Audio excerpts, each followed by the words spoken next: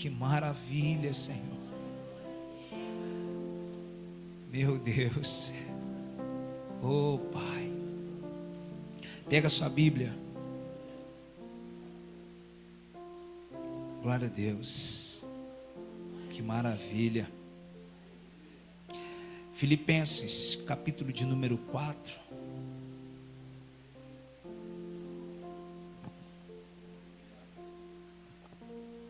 Quantos estão aqui glorificando e exaltando o nome do Senhor? Quantos vieram para buscar a presença de Deus?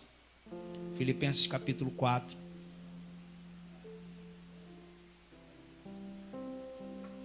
Minha alma está ardendo, irmãos. Meu coração está queimando.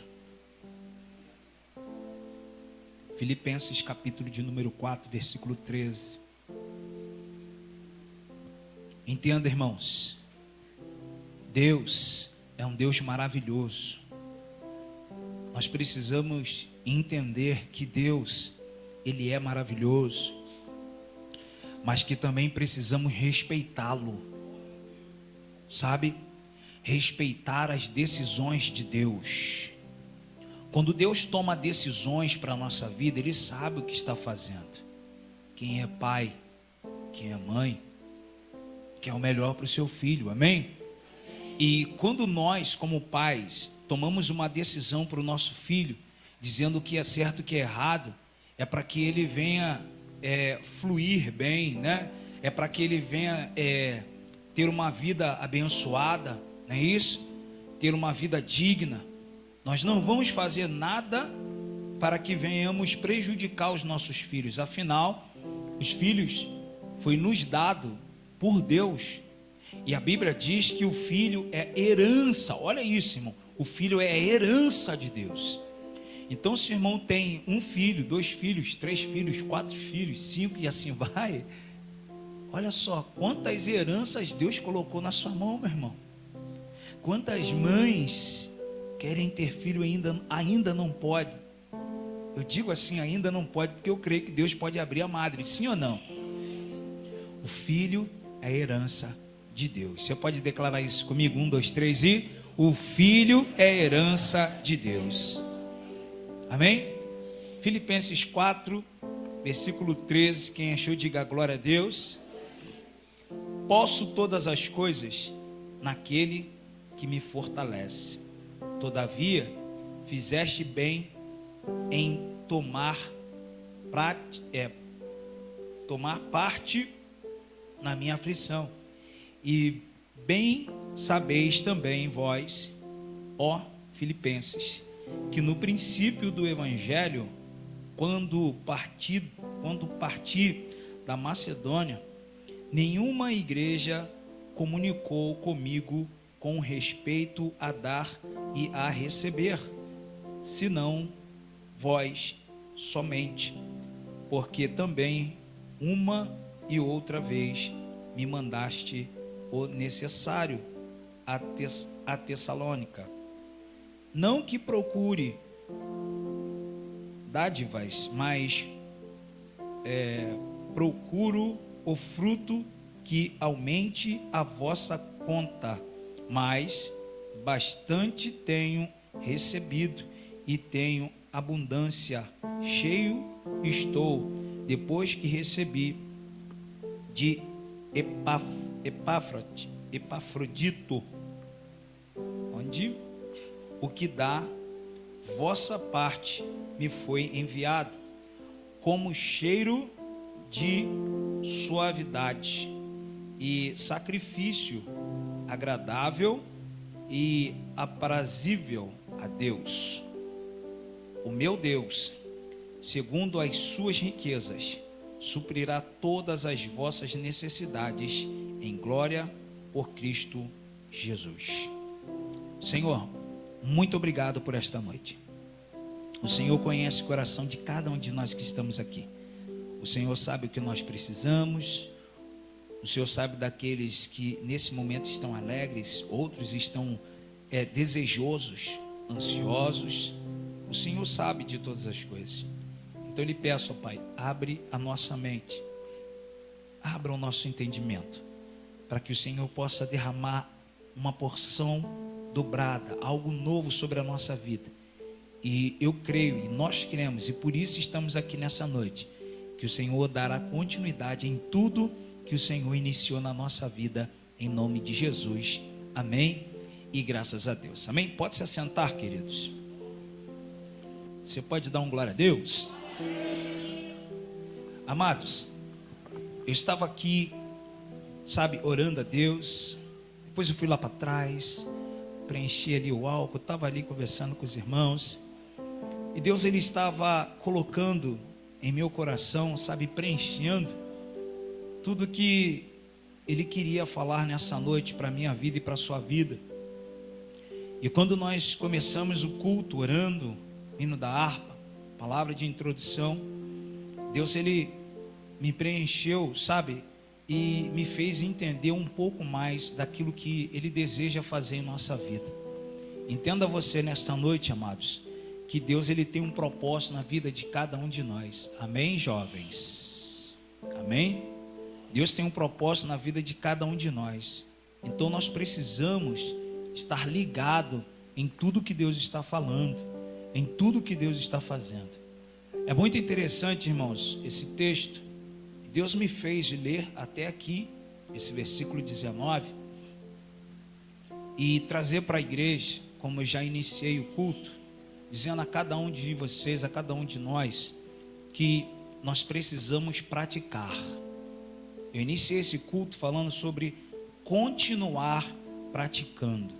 Entenda, o apóstolo Paulo, ele está aqui relatando para o povo de Filipos, ou de Filipenses, acerca daquilo que Deus pôde fazer na vida dele, através de todos os irmãos dessa cidade. Interessante é que nos versículos anteriores, eu amo esse texto, eu amo a Bíblia. Quem ama a Bíblia, diga glória a Deus. Aleluia, eu tenho certeza disso. O versículo 11 diz: não digo isso por necessidade. Não digo isso por necessidade. Não digo isso por necessidade, porque já aprendi a contentar-me com o que tenho. Eu estava falando do culto de sexta-feira, como Deus estava falando tremendamente. Uma palavra, um texto muito conhecido, Mateus 7, versículo 24, mas que nós precisamos atentar em todas as vezes que a palavra de Deus ela é mencionada. Deus tem algo para falar conosco. Deus tem algo para tratar conosco, porque na nossa caminhada, irmãos, tem altos e baixos, tem ou não tem? Tem. Então, Deus, Ele quer usar ele ou ela, né, ou o servo ou serva dele, para estar ministrando ao coração de cada um. Talvez hoje essa palavra não vai servir para o momento da sua vida, mas você precisa guardar. Por quê? Haverá momento durante até mesmo a semana em que você vai passar por um processo em que você vai lembrar daquilo que Deus falou, e isso vai ser uma vitamina, algo que ficou reservado em você para você suportar aquele momento. Interessante, irmãos, é que às vezes o ser humano ele tem essa tendência, e muito aqueles que incentivam a olhar por esse lado, né? Essa palavra não é para mim, é para fulano. E nós precisamos entender isso, que a palavra de Deus ela é feita para nós. Ela pode não estar sendo útil, vou colocar assim, para o momento, mas ela vai ser útil para algum tempo. Quem está entendendo?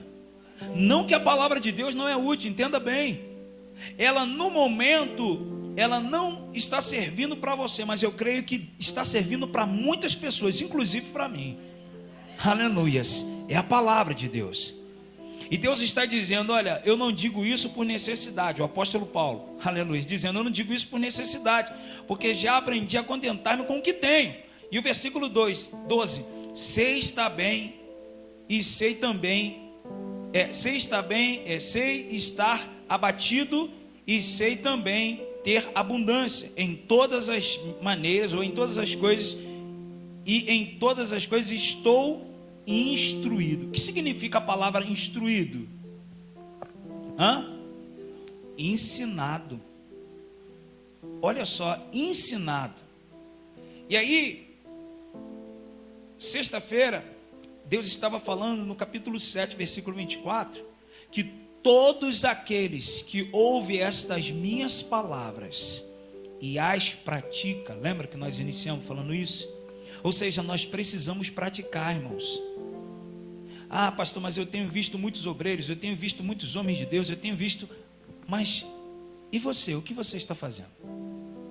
Porque eu não posso somente ficar olhando para A, B, C, porque senão daqui a pouco eu vou estar igual a B, C. O intuito de Deus para a nossa vida e conosco é, se A, B, C está dessa forma, Deus vai te instruir, te preparar para você estar de pé para ajudar a B, C. Você está entendendo? Nós não podemos somente ficar olhando para os problemas. Nós não podemos somente, não quero dizer que nós não vamos olhar para os problemas, nós vamos olhar, isso é normal, mas o negócio é que nós não podemos focar os problemas, nós temos que focar Deus. Quando eu olho para a Bíblia, eu vejo todo o processo que Deus fez na vida de Paulo, e interessante que na quarta-feira foi falado sobre isso, porque na semana passada foi dado início, a nova revista, falando sobre o apóstolo Paulo, e como Deus, ele fala, já no início, o que ele iria fazer com o apóstolo Paulo, já na frente, como Deus ia usar esse homem, para que o nome dele fosse glorificado, não é para que o apóstolo Paulo seja glorificado, não é isso, é para que Deus seja conhecido e reconhecido em todos os lugares. Levanta a mão direita assim, ó. Levanta a sua mão direita. Você é representante de Cristo? Levanta a mão direita, isso no alto. Declara assim: eu sou, voz profética, eu sou representante de Cristo. Alguns vão passar por momentos mais complicados, mais difíceis, porque Deus, ele sabe como provar a cada um. Deus sabe como preparar a cada um. Preste bem atenção. Eu vou classificar dessa forma, aqui o lado A e aqui o lado B. O lado A tem muitos missionários, pastores, apóstolos, bispos. E o lado B, aleluias, tem muitos homens e mulheres de oração, homens e mulheres que vão dar suporte aos missionários. Quem está entendendo? Preste atenção. Então, dentro de uma comunidade, eu não estou falando de comunidade lá, como que eu posso colocar? De local, não. Eu estou falando de uma comunidade evangélica, dentro de uma igreja. Vou colocar assim. Nós precisamos entender, e foi interessante como Deus, ele mandou iniciar esse culto, dizendo: cada um de nós temos um chamado, e nós precisamos saber qual é o nosso chamado. Nós precisamos aprender dentro do chamado em que nós fomos chamados. Para quê? Para exercer com excelência. Exercer com excelência. Pastor, mas eu tenho visto, irmão, em nome de Jesus, se você tem visto, ajude em oração, vai ficar melhor para o irmão. É muita gente vendo erro aqui, vendo erro lá, vendo erro acolá, e ajuda. Nós precisamos a cada dia nos unir, irmãos, e não dividir, unir, para que a obra venha a dar crescimento. Entenda, Deus está falando sobre processo, Deus está falando sobre entendimento, Deus está falando sobre suprir necessidade, e tudo isso todos nós vamos passar, e dentro desse processo que nós estaremos passando, nós vamos sofrer algumas coisas na nossa vida, e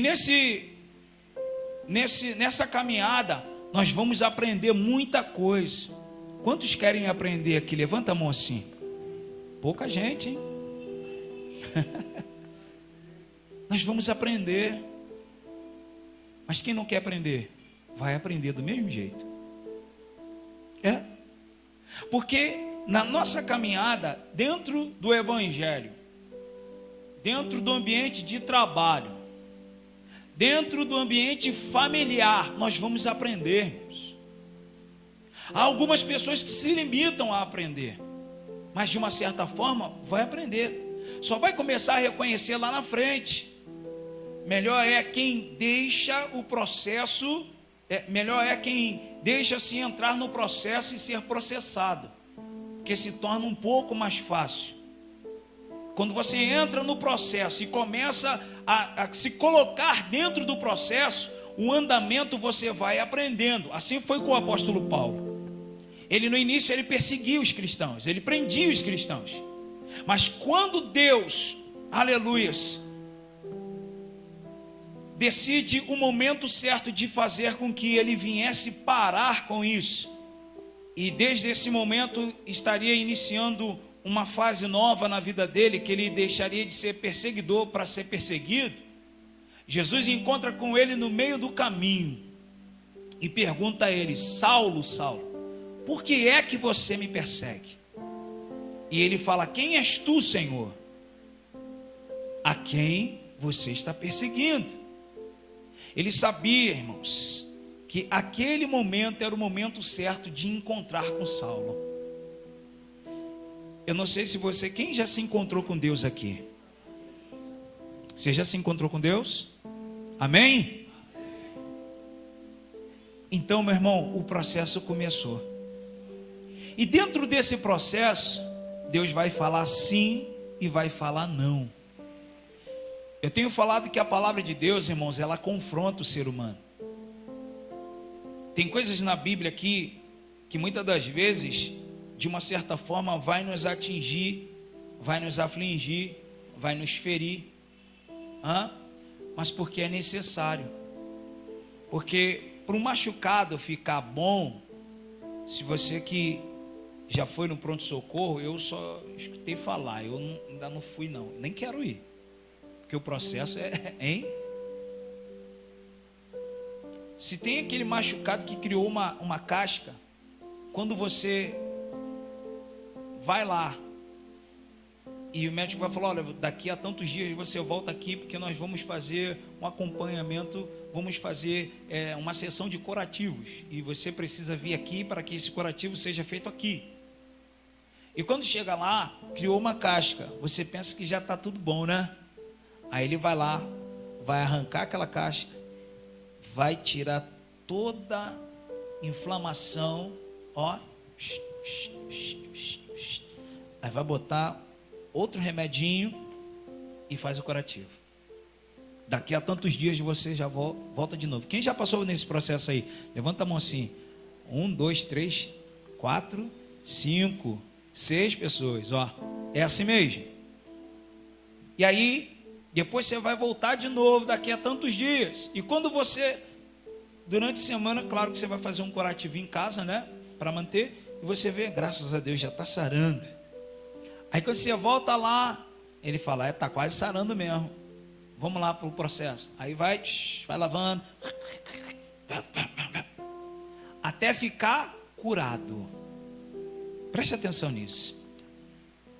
Enquanto o ministério de louvor estava aqui adorando, aleluia, esse louvor agora, qual foi esse louvor agora mesmo? Em espírito, em verdade, te adoramos,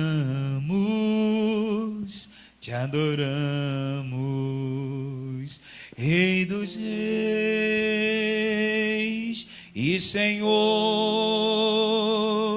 te entregamos nosso viver. Rei dos reis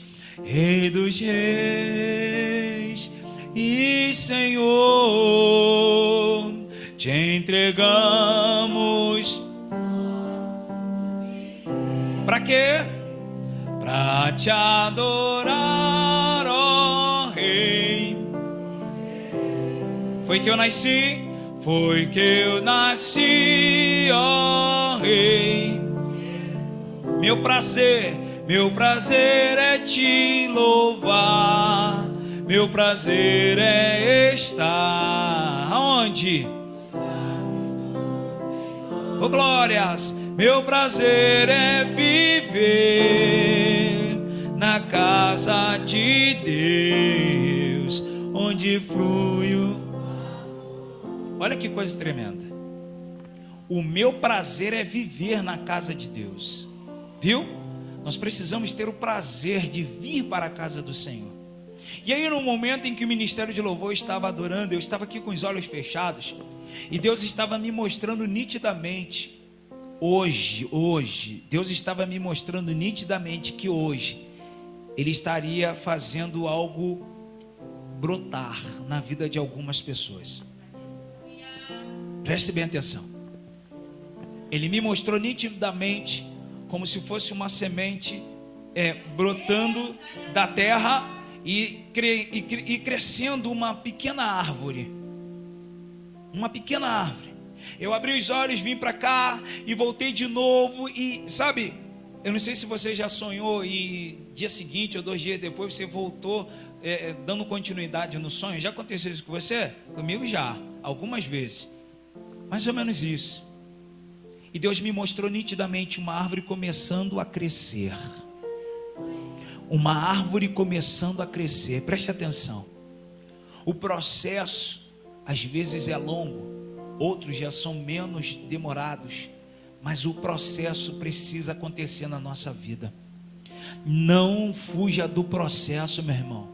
Não fuja.